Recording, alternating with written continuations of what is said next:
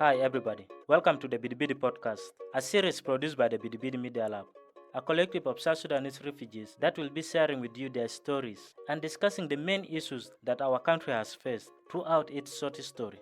The issues that we as refugees have been facing back in our country during our migration and here in Uganda as well. The Bidi Bidi Media Lab was created with the support of Arts Everywhere, a platform for artistic experimentation and non-fiction that you can visit online at artseverywhere.ca, where you can follow the publications of our Media Lab. Bidi Bidi Media Lab also counts with the coordination of GNCST, a multimedia production studio coordinated by the Honduran journalist Herman Ondino. Let me introduce myself properly. My name is Richard Akim. I'm a South Sudanese filmmaker living in Zone 2 of Bidi Bidi Settlement, one of the largest refugee camps in the world, with a population of approximately 270,000 people from South Sudan and other parts of Africa. I was born in this settlement in 1993. I spent part of my life in Yei, but came back here with my family for the first time in 2016. I will be your host for this podcast, and we will listen to the story of the people who have suffered the first-hand effect of the violent conflict in our country and the problem of the journey that brought us here. We will try to share with you a small part of day-to-day life here in the camp. So for the first time, we can actually start discussing and finding solutions for those problems by ourselves and let the international community help. Thanks for listening, and let's start talking about this big place we now call home.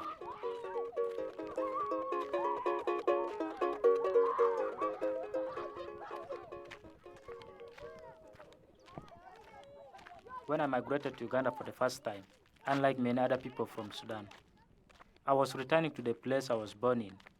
I was escaping from the violence that broke out in the country. But for my family, that was the second time they had to migrate. During the first one, I came to the world. Back then, Bidi Bidi settlement did not exist. It was just a village in the northwest of Uganda, 7 days away from my parents' home if you come here walking.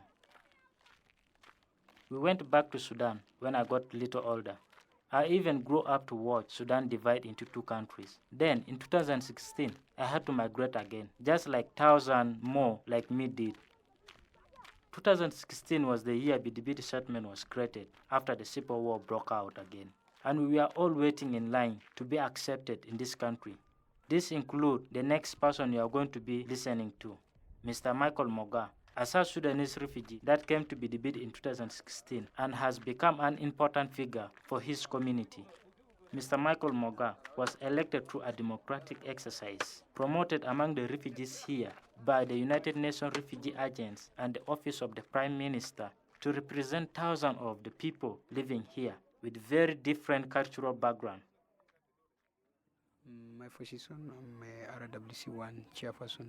That one is abbreviation of Refugees Welfare Council, maybe to look after the refugees' welfare in many areas here. Majorly I as a leader, there are areas where we have been taught to work on in the refugees management. One of the role that I may mention is maybe we do community meetings, we organize meeting dialogues, or maybe if there are other new projects that come in from the partners, we have been given mandate by UNHCR and the OFM to monitor these projects. No, it is a voluntary kind of duties that we are doing for the sake of we sacrifice our lives for the sake of our people. There's a great change. If you compare Bidi Bidi now days, there's a great change. I'm seeing there's a mood of development going on in Bidi Bidi. There are other programs that refugees are in need of, but we don't see these programs on the ground. And those are the programs that can can integrate refugees to that level that really it is expected one. For instance, we have only 3 areas where basically has been a refugee we have been looking for. One of it is education, and then 2, we talked of maybe this this one, the security. We talk about security for refugees to be provided. And then we have maybe this like food and water. But you find that there's a big, and maybe what I may also talk about, another challenge is mobility. You find, like for instance, the village where I'm working particularly in village 7, and you know the distance that I used to go for maybe this coordination meeting and so on, it is actually far. Maybe I've already moved, maybe Kampala is even near. Yeah. Yeah, we have 11 villages here in Bidi Bidi Refugee Settlement. I know the number of my people in my community here. There are 430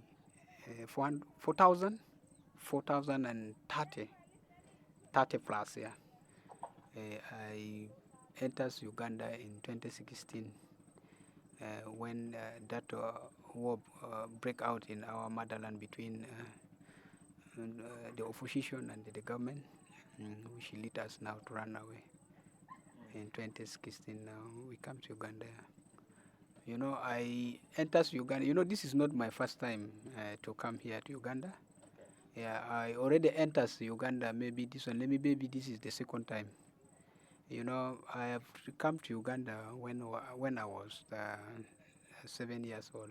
That time when I come to Uganda, that was the first war between the Arabs and the SPLM.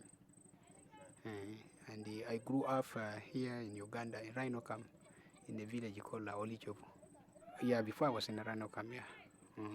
This is my second time, yeah. And my second time I come in when I was around 20 years, roughly 20 years like that, and I grew up now. Let me say, maybe my lifestyle all I spent here in Uganda. We grew up in war, and we see that environment. It is not favorably for. It wasn't my decision because I was young, but it was my father who came with the decision that our children are to be taken to where there's no war front. And also, when I come to realize that idea of my parents works, because for sure we can't stay where there's a war front where people have been killed. You find people have been slaughtered. Innocent civilians have been just beaten without no good reason. Others even, I witnessed even when others been raped with no good reasons. And the others have been even, all the family, like me, my family, I have like 12 members who passed away. And I'm the only one left. And those are the challenges of that war. During the time of war, some of my brothers are soldiers. And then my mother entered Uganda in 2017 with my elder brother. And then I also ran separately because the gunshot was too much. One cannot realize where even some of his relatives went. I also ran on my own way. And then when I ran on my own way, now we start looking each other where we are. Finally, we come to understand that we are in Bidi Bidi, Zone 2 in Shuinga. This way I follow up my parents. Again, my following up was not in a good way. Finally I also lost my elder brother. That was even, that what makes me now, I say, no one is taking care of my mother. I've also come to this and settled. That was the major point why I've just left South Sudan, then I also come here. What I feel so much is the images. It is the images of those innocent ones which had been killed. And what also I think is those freedom fighters who have been just killed without no good reasons. Those are the only painful things that makes me not comfortable.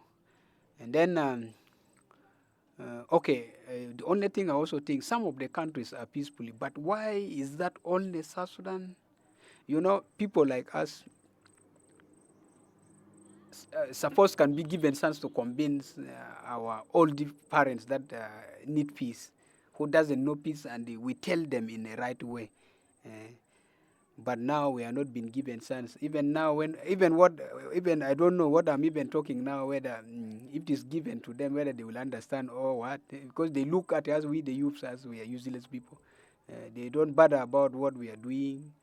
That's why we have so many street kids, so many youths who grow up in a life. For example, like we grow up in in a life that really cannot help. Why can't we be given a chance? Like the refugees can make their own body, can make their own body as being a refugee to also talk to those who are still back in South Sudan. You know, this program of Bidi Bidi Media Lab, I really love it so much because, there are many voices which are left behind. And those voices are supposed to be represented at the top. If this program can be supported such that there are many voices, and okay, if those voices are not represented, what about our painful issues that is still we need to ask UNHCR? Who will come and answer them? Those voices are supposed to be represented such that UNHCR are supposed to be followed out. And here in Uganda, with these people who are working here, when you go to another person, maybe a boss, to follow up your case, it's like you have gone to look for a war. And we need to grow. Okay, if you told me to be patient, to be a patient. I don't know this word in Uganda here. What does it mean exactly? Patient. Be patient, like just be patient. Keep waiting. Keep Just waiting. Wait. Just wait. According to my understanding, that is my understanding. Just keep on waiting. Be patient. But just now, what about we who are just patient, keep on waiting issues from 2016 up to now, and it is not done? Somebody may ask me which type of maybe of help do I want. Let our voices be represented. As I talk, there are many voices, so that we can able to give the right things that we are really in need, so that anything can be changed. And what also I request the world is that let us learn from each other. We need even these rich people. Let them come and stay with the poor people. Let us exchange ourselves, and we see the difference. But now, when somebody is rich there, cannot manage to come to the poor one, which will not be the best way. This one we cannot, if we want to integration, when we talk about integration, it need the rich people now to come. Maybe if these people really have a good heart, they will even come to our poor families here. They come and settle here because they have stayed enough in the good places. Then we are the one now to go to their places. Just in one laugh. Maybe this is my message to the world. Chairman, thank you so much for your time. I think this is the end of the conversation. As I was listening to Mr. Michael Moga, I realized that our stories are not so different. We both came here running away from the war that has been going on in South Sudan almost every year since it became an independent country. Mr. Michael Moga lost many members of his family. We did not talk about how that happened exactly, but I know it wasn't necessary. I am sure it was in a violent way. My father, his name was Joseph Lagu. He was 48 years old, was killed in 2016 by the government soldiers because he was accused of supporting the rebels.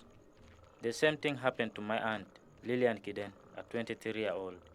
She was killed because she refused to have sex with the men in the uniform.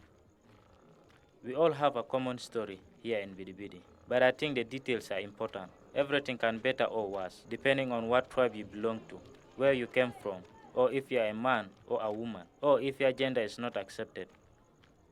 Those voices that need to be heard, as Mr. Michael Moga said, end up becoming one here in Uganda. Let's try to discuss those differences and the main issue that came up in the last conversation: mobility, security, education of the refugee. Let's listen to Mr. Peter Lomude and Mr. Gundu James. They are both history experts, residents of Bidi Bidi here in Zone 2. We are going to talk a little about the nature of the conflict back in South Sudan and how that relates to the problems that we have in the present here in the camp. I'm called Lomude Peter Juma. I am 30 years old. I'm a Kakwa by tribe from Southern Sudan. In BBD I'm residing in Zone 2, particularly in a village called Swinga. I came from a very small community called Yei River State. By then it was called Yei. I came from a village called Lasso. I grew in my hometown village. Personally, I left my home village when I was 9 years. That's why I moved to that town called Yei. Yei, because it's the biggest town. That's where, of course, I spent much of my time. I missed a lot of opportunities, especially in age when I was still young, and I missed like opportunity to go for further study for education, early education. I resumed my studies really when I was at age of 9 years. Yeah, those years I think they are majorly characterized of wider scope of instability. Let me say that. Majorly about to like I think it is majorly characterized of wars. You know, government comes in, another one also comes in. You know, rebels. It's characterized with the rebel activities. You know, with the rebels, anytime they can penetrate to the town and what have you. So majorly there's no peace. Life was not easy. Life was not easy. As I said, you know, it's characterized with a lot of sufferings. Like you don't get access to basic needs in time. You know, this really became very a big blow to me. And imagine you stay with their peasant farmers, someone who's a peasant farmer. You know, livelihood become very hard. Yeah, I think we majorly survive. We sustain ourselves with the agricultural activities. We go for cultivation. You know, we go for fishing. These are some of the things that normally keeps us busy, and in turn we get something small out of it to the market, and in turn, in exchange of other things that we lack at home. Yeah, Major, I think we have a very good relationship, though we have been living in a poverty moment, but we persevere with the whole situation. Yeah, partially, I must say that, like me personally, I was someone who was born with, I've not seen my real dad. I stayed with my abuba, grandmother, let me say. When I was a child, we were being contained in one area, meaning that we be just being contained there, we don't have access to movement. So when I asked my abuba what's going on, he said, okay, once you move maybe a distance of 3 kilometers, you may find that you'll be kidnapped. In fact, sometimes you'll be killed, because that time there are people who have been called unknown gunmen. They are everywhere. See, you find tags are there. You cannot do exactly, but just these are gunmen.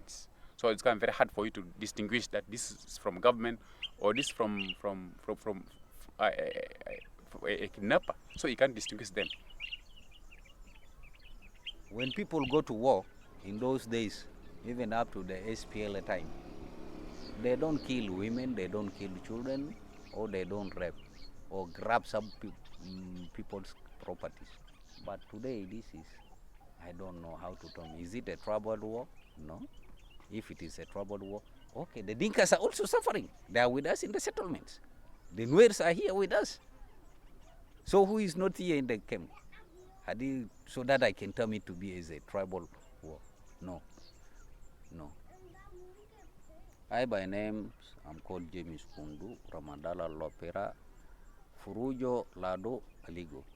I'm a fellow citizen of South Sudanese from Yei River State, the former Yei River State. I'm a Kakwa. I studied in Khartoum. My first career is a public health officer, and I worked for the Federal Ministry of Health in 1987. In 1988, I worked with the Sudan Council of Churches. From Sudan Council of Churches, I worked with the Operation Lifeline Sudan as a health officer along the Nile corridors. An assessment in Darfur in 1995. 96, I worked with the Gol Ireland as a national nutritionist officer. From there, I worked with the Embassy of Japan in Khartoum as a medical assistant attaché to medical attaché. In 2003, I worked with the World Food Program as a storekeeper, where I ended up as a national logistician. Back home, I work for the central bank. I'm a Kakwa. I'm not a politician.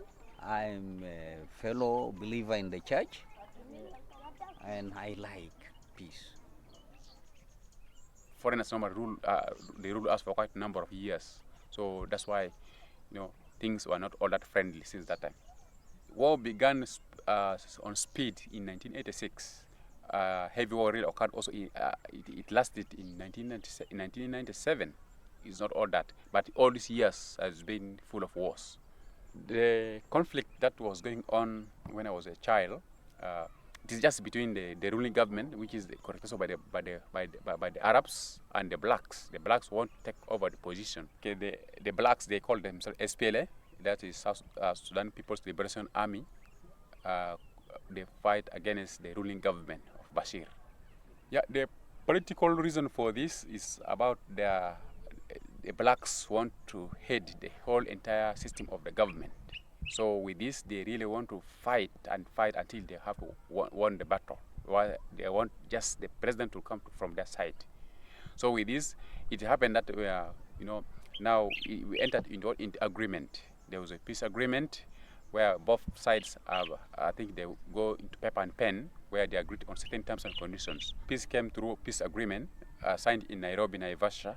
It was headed by the leader, like the blacks. They have been headed by the rebel leader called Dr. John Garang.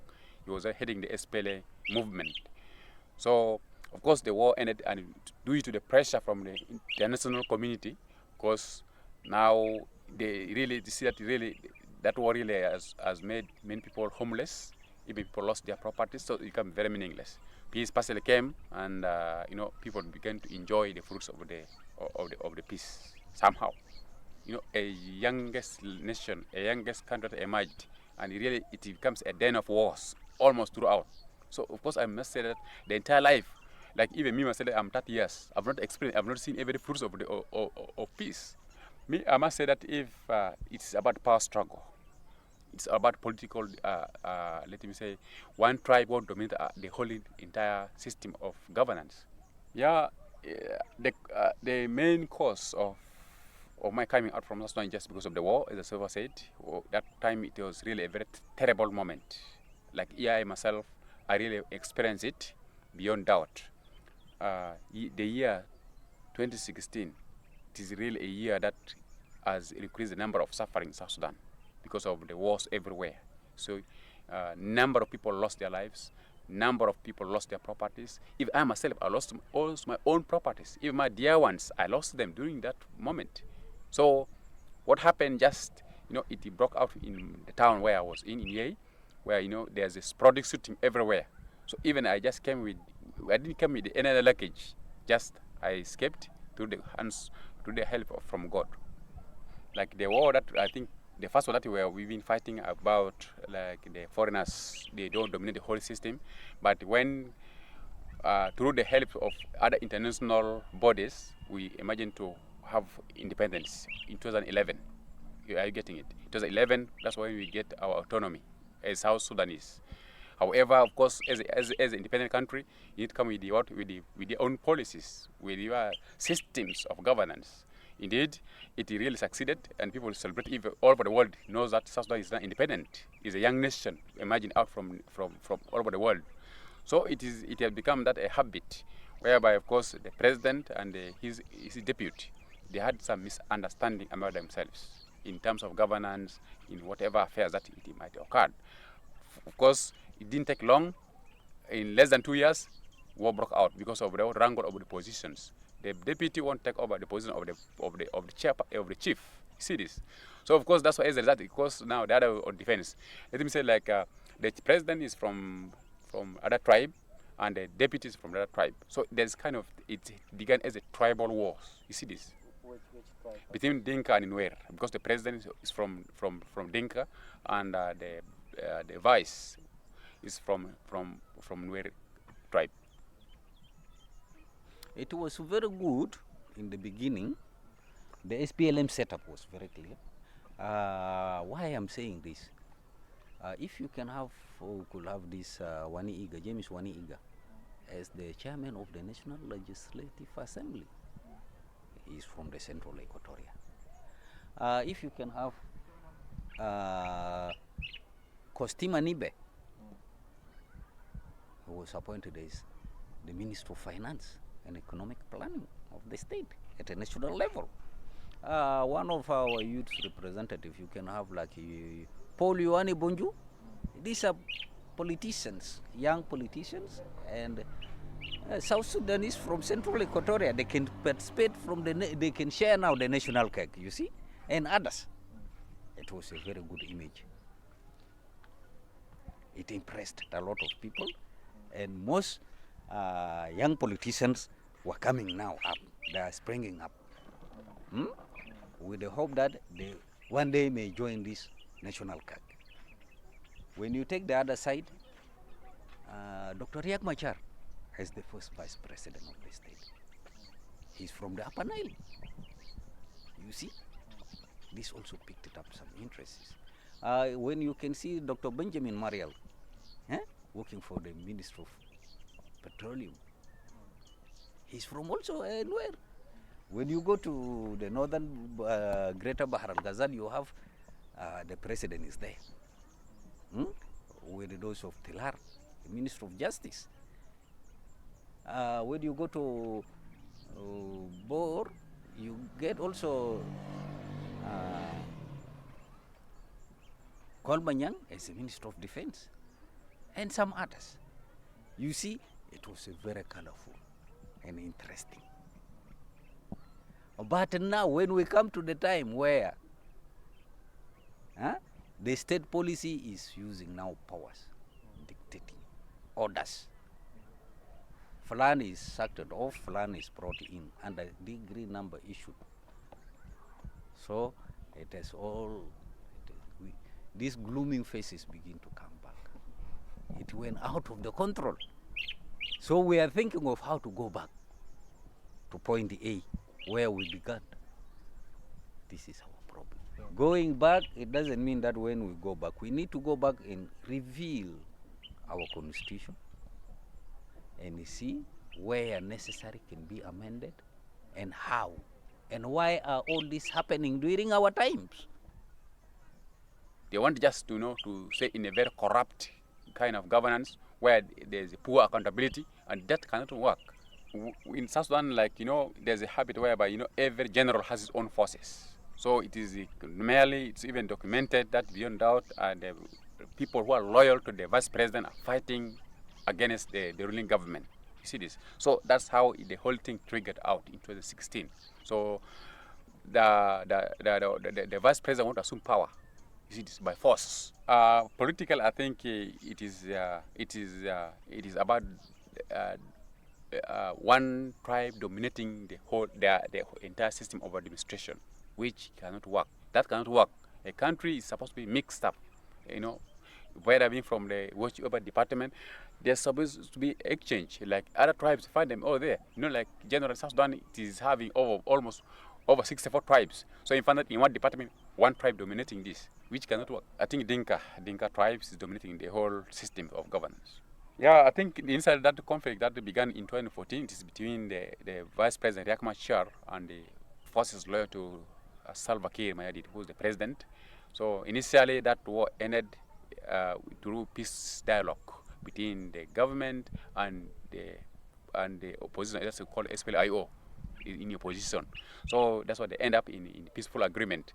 However, later, also one of the generals who defected out from the government system. You see this, meaning that what they've been sharing in the paperwork in Addis Ababa, it is not reflecting to what is happening. You see this? So this really creates a lot of anxieties in the hearts of many generals, meaning that peace talk, it is baseless, meaning that there's nothing implemented. You see this? When you go into this, the real cause of war up to today is not being defined, to be honest. And me personally, I ended up saying that this is a useless war, a war without a cause, without a basis. Because when you ask now the government, why is the government fighting? And why are the rebels, all those parties, splitting from the government? Neither any of them will come with a concrete reason. But what I can say, as what I used to hear in those days, that we are not born to be ruled.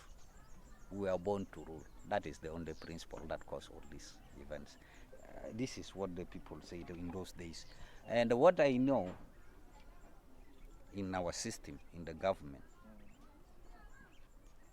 the same system has followed the same footmarks of our brothers, the African Arabs of North. What they were doing for South Sudanese, then now today we have turned it to do it for our own brothers. We forgot the past.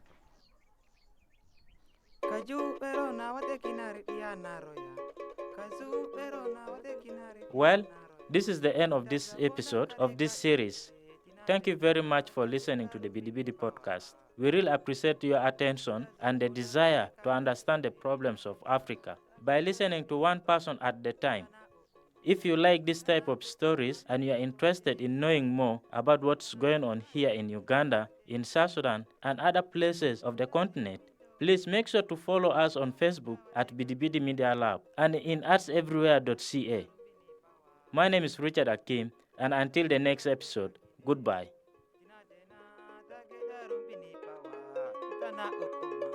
Kitana ukuma, mindo